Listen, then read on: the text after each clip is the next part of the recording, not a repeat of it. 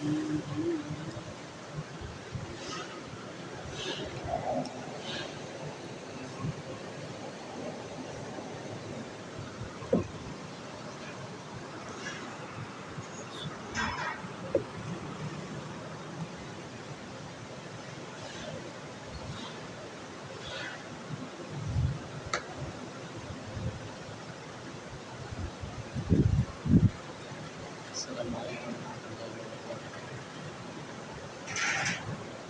إن الحمد لله نحمده ونستعينه ونستغفره ونعوذ بالله من شرور أنفسنا ومن سيئات أعمالنا. من يهده الله فلا مضل له ومن يضلله فلا هادي له. وأشهد أن لا إله إلا الله وحده لا شريك له. وأشهد أن محمدًا عبده ورسوله. يا أيها الذين آمنوا اتقوا الله حق تقاته ولا تموتن إلا وأنتم مسلمون. يا أيها الناس اتقوا ربكم الذي خلقكم من نفس واحدة وخلق منها زوجها وبث منهما رجالا كثيرا ونساء. واتقوا الله الذي تساءلون به والأرحام إن الله كان عليكم رقيبا. يا أيها الذين آمنوا اتقوا الله وقولوا قولا سديدا يصلح لكم أعمالكم ويغفر لكم ذنوبكم. ومن يطع الله ورسوله فقد فاز فوزا عظيما. ومن يطع الله ورسوله فقد رشد واهتدى. ومن يعص الله ورسوله فقد ضل مغوى. أما بعد فإن خير الحديث كتاب الله وخير الهدى هدى محمد صلى الله عليه وسلم. وشر الأمور محدثاتها وكل محدثة بدعة وكل بدعة ضلالة وكل ضلالة في النار. قال الله تبارك وتعالى في محكم تنزيله بعد أعوذ بالله السميع العليم من الشيطان الرجيم من همزه ونفخه ونفثه. بسم الله الرحمن الرحيم. اعلموا أنما الحياة الدنيا لعب ولهو وزينة وتفاخر بينكم وتكاثر في الأموال والأولاد كمثل غيث أعجب الكفار نباته ثم يهيج فتراه مصفرا ثم يكون حطاما. وقال في مقام آخر إنما يعمر مساجد الله من آمن بالله واليوم الآخر وأقام الصلاة وآتى الزكاة ولم يخش إلا الله فعسى أولئك أن يكونوا من المهتدين. तमाम किस्म की तारीफ़ात तस्बीहात तंजीलात की गहरी बड़ाई बुज़ुर्गी अल्लाह वहदहू ला शरीक के लिए और बेशुमार दुरूद व सलाम हो हमारे प्यारे नबी जनाब मुहम्मद रसूलुल्लाह सल्लल्लाहु अलैहि वसल्लम के ज़ात अक़दस पर।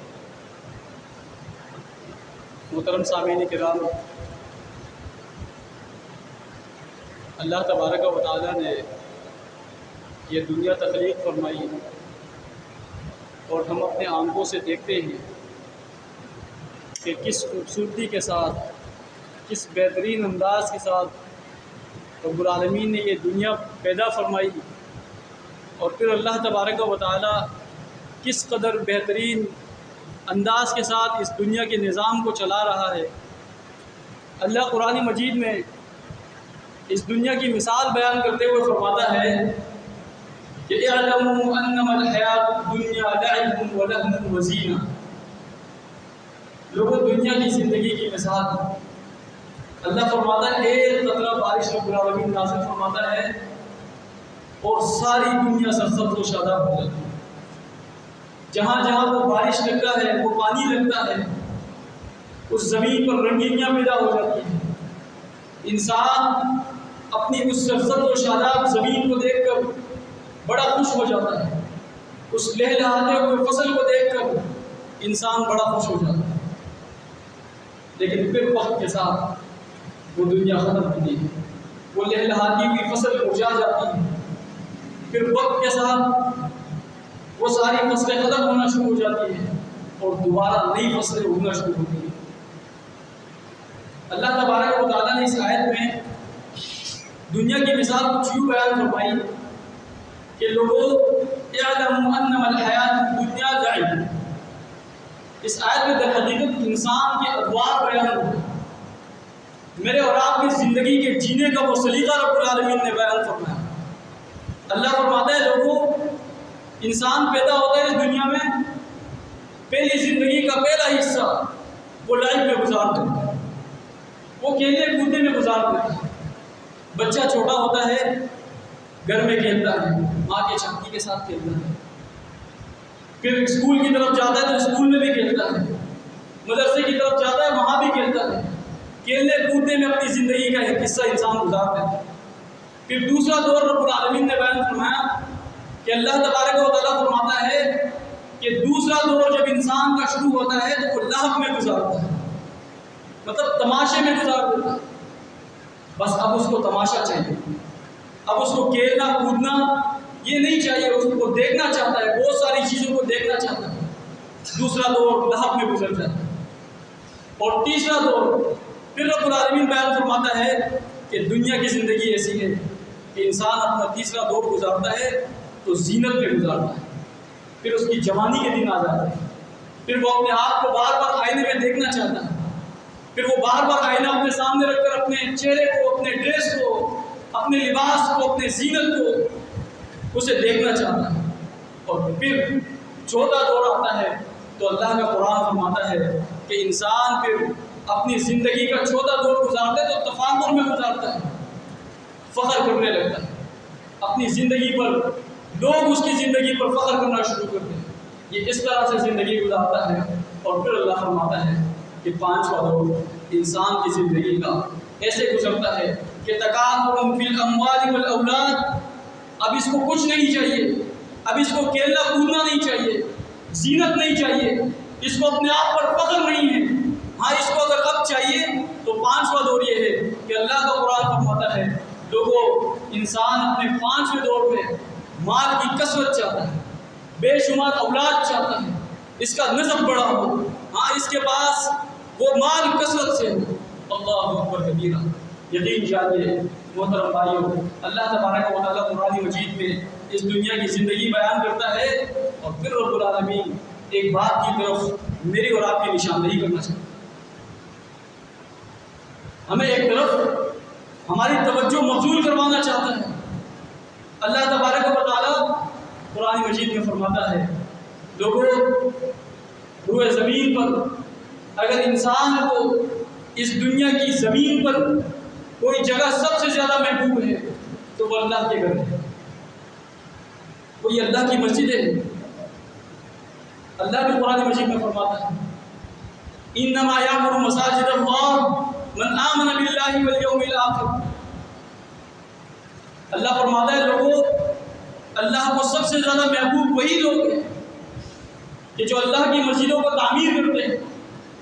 تعمیر کرنے سے مراد اللہ کی مسجد کی بلڈنگ تعمیر کرنا بھی ہے، لیکن تعمیر کرنے سے مراد علماء اور فقہاء لکھتے ہیں کہ تعمیر کرنے سے مراد مسجدوں کو آباد کرنا ہے۔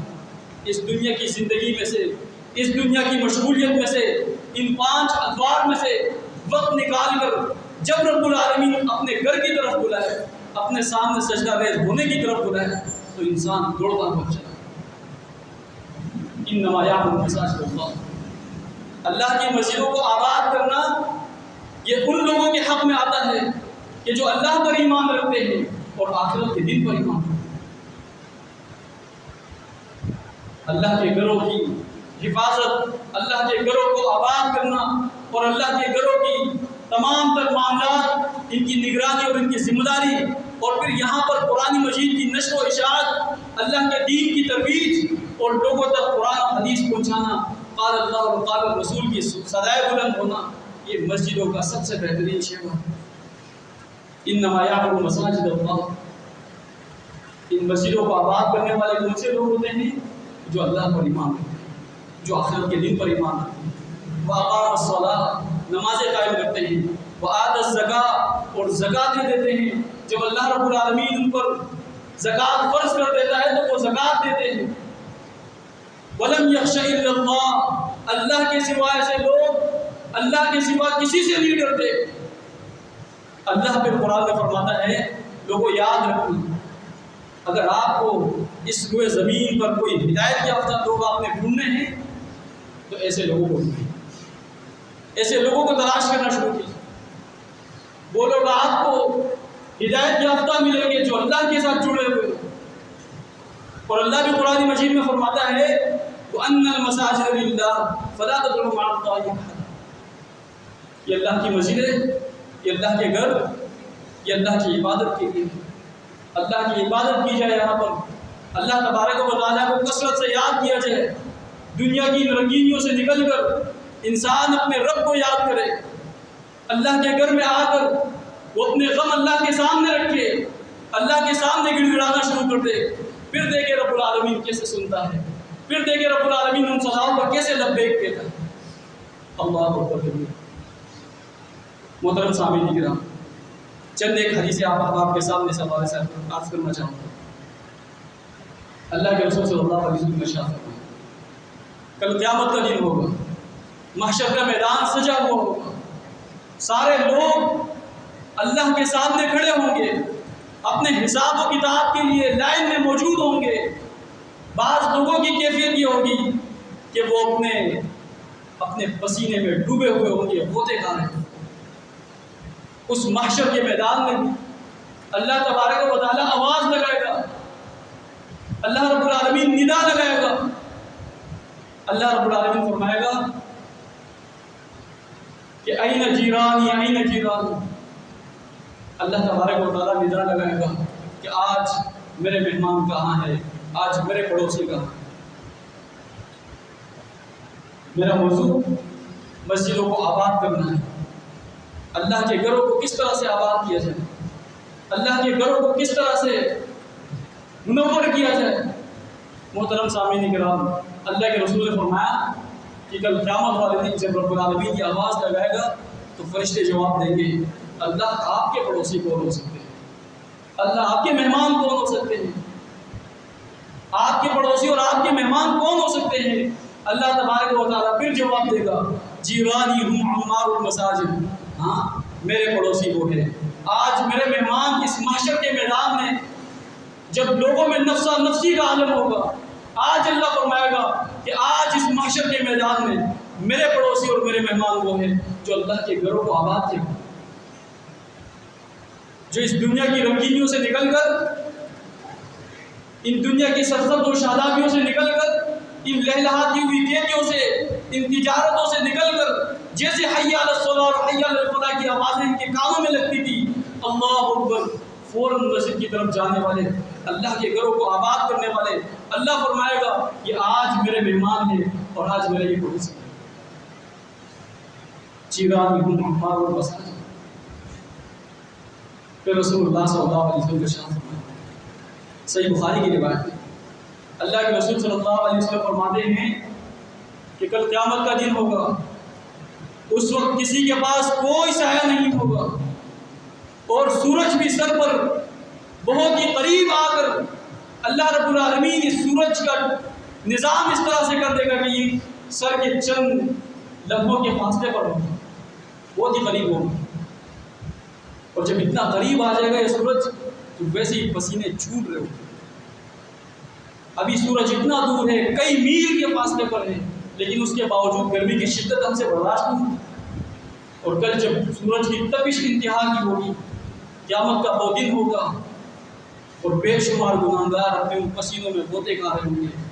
اللہ کے رسول نے فرمایا اس دن کسی چیز کا سایہ انسان کو فائدہ نہیں پہنچائے گا، سایہ تو ہوگا بھی نہیں۔ آج کل اگر ہم سورج کی تپش سے بچنا چاہتے ہیں تو لوگ مختلف قسم کے اپنے لیے چک کھڑے کر دیتے ہیں۔ کوئی فائبر کی شیٹ لگا دیتا ہے، کوئی سیمنٹ کی چادریں اور اس طرح کی بہت ساری چیزیں، کوئی لوہے کی چادریں لگا دیتا ہے تاکہ سورج کی تپش سے بچا جا سکے۔ اللہ اکبر۔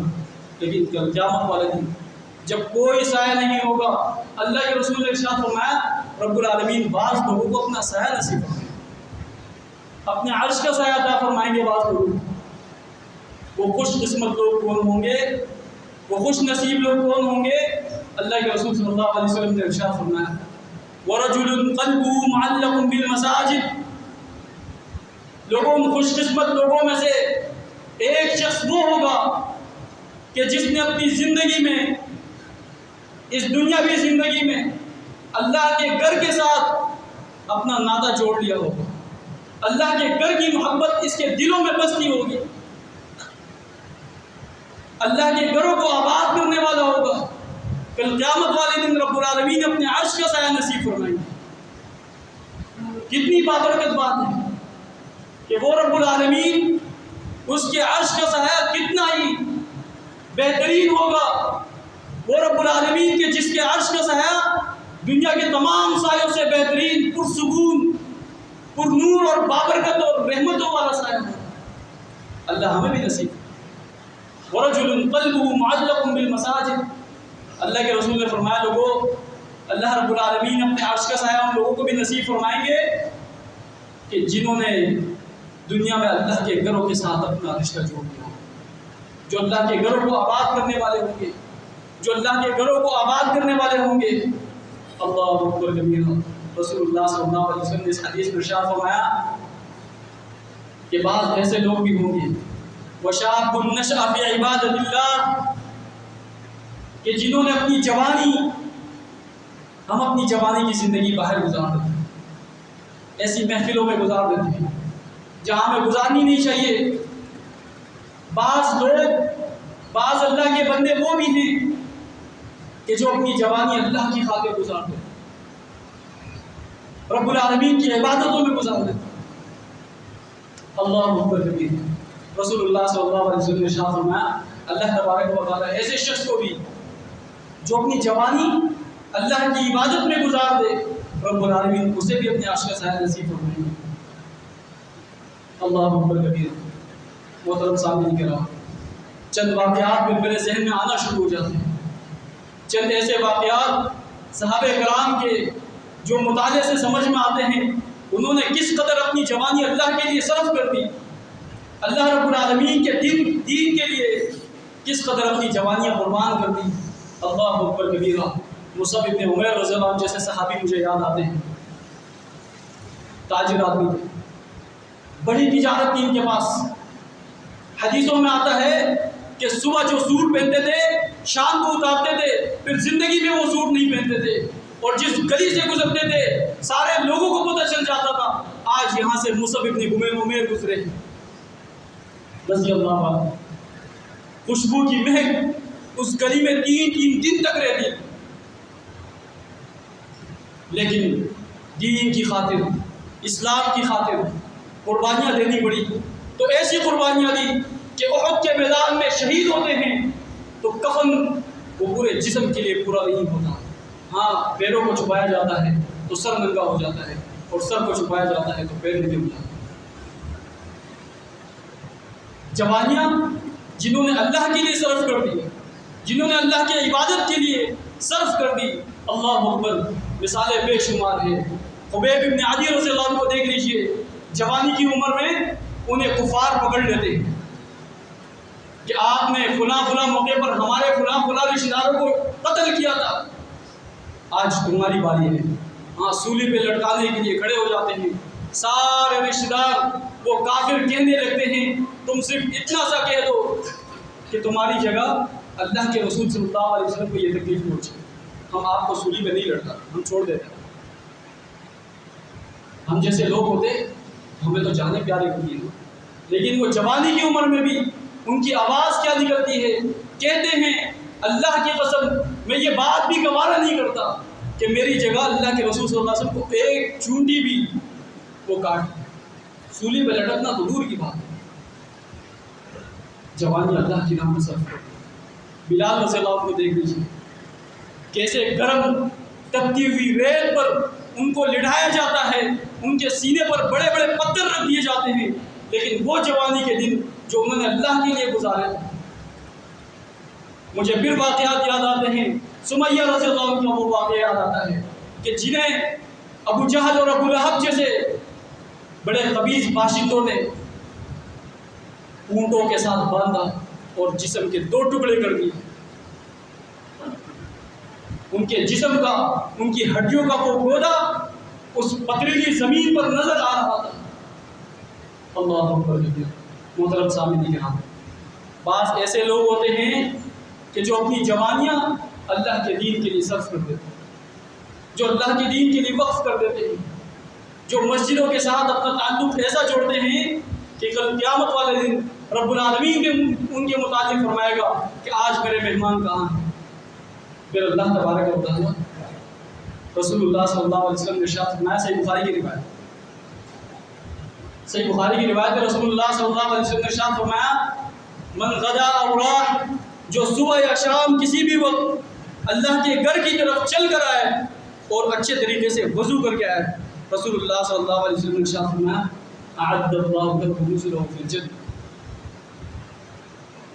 اللہ تبارک و تعالیٰ ایک مہمان نوازیاں ہماری ہوتی ہے، ایک مہمان نوازیاں ہماری ہوتی ہے۔ اللہ کے رسول صلی اللہ علیہ وسلم نے ارشاد فرمایا، جو شخص مسجد کی طرف آتا ہے وہ اللہ کا مہمان بن کر آتا ہے، وہ انسانوں کا مہمان بن کر نہیں آتا، وہ مسجد والوں کا مہمان بن کر نہیں آتا، وہ جو مسجد کی طرف چل کر آتا ہے، اچھا وضو کر لیتا ہے، رسول اللہ صلی اللہ علیہ وسلم نے ارشاد فرمایا، فَهُوَ زَائِرُ اللَّهِ، وہ اللہ کا مہمان بن کر آتا ہے۔ انسان کیا مہمان نوازی کریں گے، چائے پلائیں گے، جوس پلائیں گے، زیادہ سے زیادہ کھانا کھلا دیں گے، لیکن اللہ کی مہمان نوازی کیا ہے؟ صحیح بخاری کی روایت ہے، رسول اللہ صلی اللہ علیہ وسلم نے ارشاد فرمایا، جو شخص بھی اللہ کے گھر کی طرف آتا ہے وہ اللہ کا مہمان بن کر آتا ہے، اور پھر اللہ پر لازم ہے کہ وہ ان لوگوں کی مہمان نوازی کرے۔ اور اللہ مہمان نوازی کیسے کرتا ہے؟ صحیح بخاری کی روایت ہے کہ جو شخص صبح شام کسی بھی وقت اللہ کے گھر میں آئے، نماز کا وقت نہیں تھا، یہ اپنے غموں کو اور اپنی پریشانیوں کو تھوڑا کم کرنے کے لیے، سکون حاصل کرنے کے لیے اللہ کے گھر میں آ کر بیٹھا ہے، صرف اپنے دل کو تسکین پہنچانے کے لیے اللہ کے گھر میں آ کر بیٹھا ہے۔ اللہ کے رسول فرماتے ہیں کہ اللہ رب العالمین اسے جنت میں گھر بنا کر دیں گے۔ یہ اللہ کی مہمان نوازی، یہ اللہ کی مہمان نوازی۔ اللہ تبارک و تعالیٰ جنت میں بڑا بہترین محل بنا کر دیں گے۔ اور پھر رسول اللہ صلی اللہ علیہ وسلم نے ارشاد فرمایا، بہت ساری روایتیں ہیں محترم سامعین کرام، اللہ کے رسول صلی اللہ علیہ وسلم نے ارشاد فرمایا، مسجد میں آنے والے جو لوگ ہیں ان کے متعلق فرمایا، بے شمار لوگ ہمیں آ کر کہتے ہیں مولانا صاحب بندشیں ہو گئی ہے، ہاں رزق میں تنگی آ گئی ہے، گھر کے حالات صحیح نہیں ہیں، یہ معاملات ہیں، وہ معاملات ہیں، بے شمار باتیں بیان کرتے ہیں، گاہک نہیں آ رہے، دکان پر کسٹمر نہیں آ رہے، پہلے اچھی خاصی رش ہوتی تھی، اب یہ معاملات سارے بند ہو گئے۔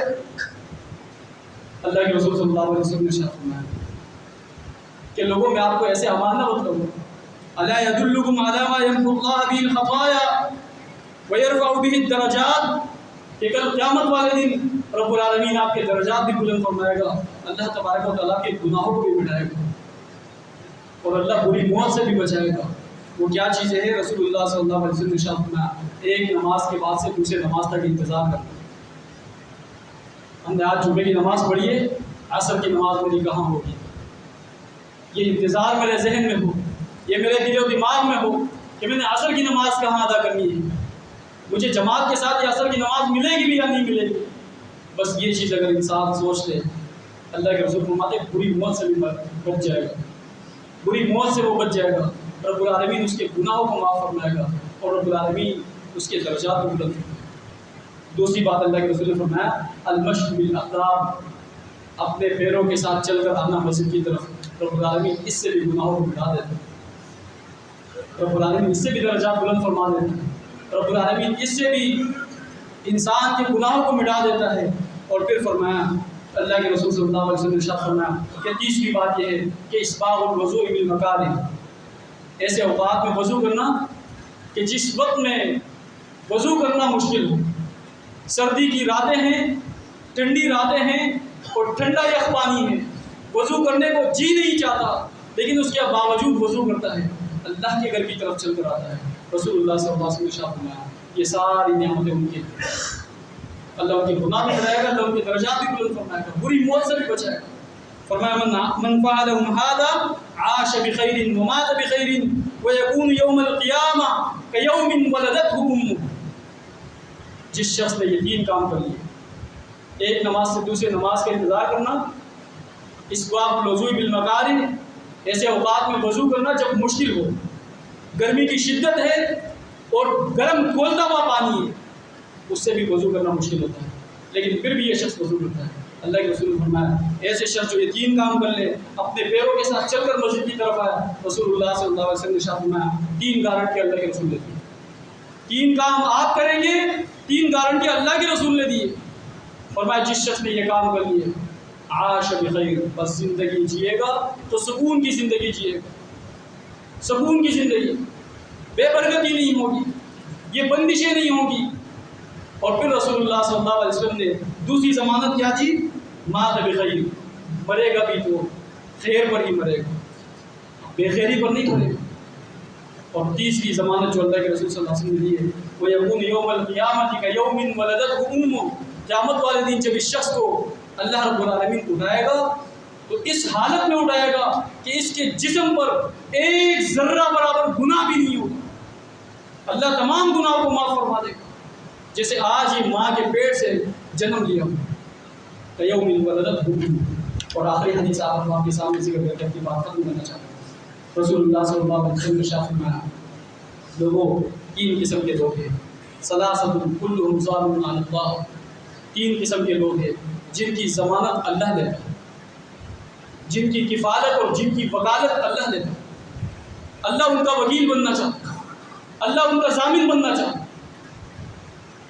مشکل کام نہیں ہے، بس اوقات اگر ہم کسی کے سامنے، اپنے لیبر کے سامنے، کسی اور کے سامنے کوئی ٹارگٹ رکھتے ہیں کہ یہ آپ اچیو کریں گے تو ہم آپ کو یہ چیزیں دیں گے، ہم بڑے بڑے انعامات ان کے سامنے رکھتے ہیں تو بڑے بڑے ٹارگٹ رکھتے ہیں ان کے سامنے کہ آپ نے فلانا ٹارگٹ اچیو کرنا ہوگا، لیکن اللہ وہ ذات ہے کہ جو انعامات تو بے شمار دیتا ہے اور بڑے بڑے انعام دیتا ہے، اللہ ضمانت دیتا ہے لیکن ٹارگٹ بہت چھوٹے چھوٹے دیتے ہیں، مشکل کام نہیں ہے۔ اللہ کے رسول صلی اللہ علیہ وسلم نے ارشاد فرمایا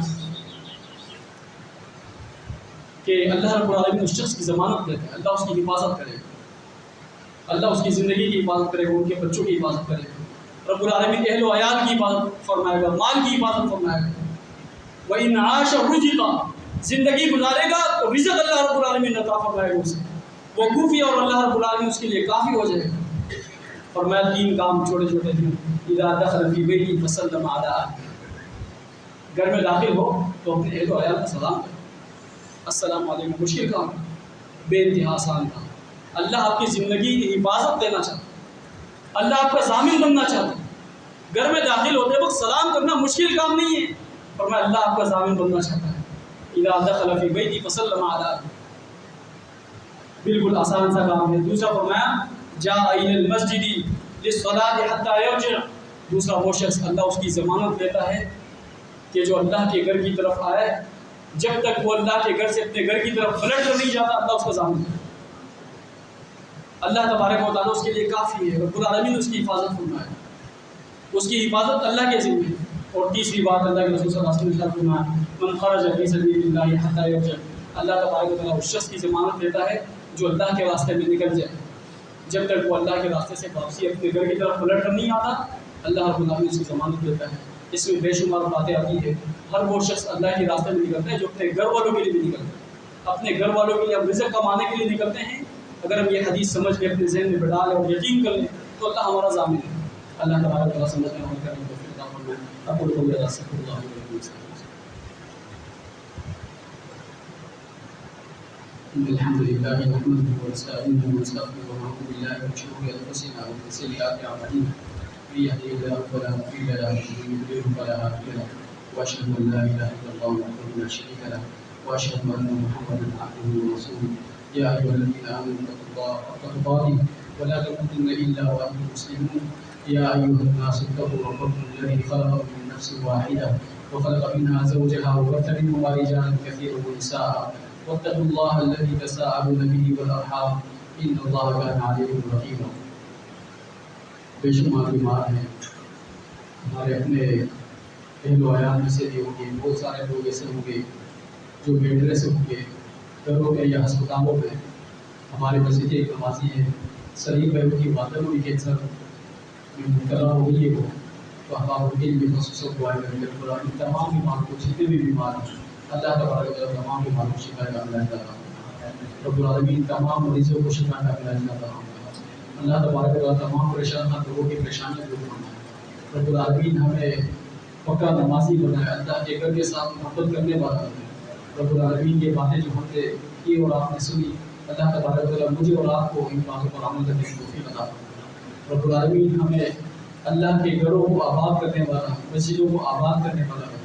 اللہ تبارک و تعالیٰ ہمیں عمل کرنے کی توفیق عطا فرمائے. اور رب العالمین اہل فلسطین کی اہل غزہ کی مدد فرمائے. آج کل ان کے اوپر جو حالات گزر رہے ہیں وہ سننے اور سنانے والے نہیں ہیں, وہ ویڈیوز دیکھنے والے بھی نہیں ہیں. اللہ تبارک و تعالیٰ غیب سے ان کی مدد فرمائے. رب العالمین ان کا حامی ناصر ہے. اللہ ان کے بیماروں کو بھی شفا عطا فرمائے. اللہ ان کے مریضوں کو بھی شفا عطا فرمائے. اللہ ان کی جو بھوک اور شدت ہے اللہ تبارک و تعالیٰ اپنی غیب سے ان کی مدد فرمائے. یہ سارے معاملات ان پر آسان فرمائے, بہتر فرمائے.